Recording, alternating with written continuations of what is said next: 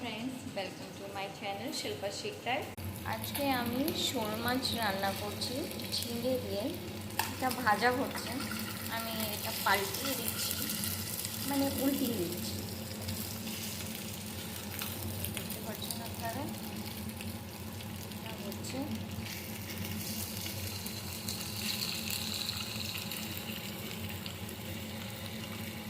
মাছগুলো ভাবতে না ভাজলে ভেঙে যায়। এর ভিতরে এই সবজিটা দেবো, তিক্তরাই বলে। তেল দিচ্ছি, এতে সর্ষের তেল, অল্প করে কাঁচা লঙ্কা, সবজি,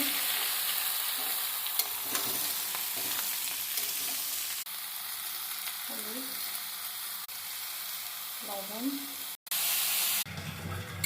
ঝোল দিয়ে দিয়েছি, মাছগুলো দিয়ে দিচ্ছি। তরকারি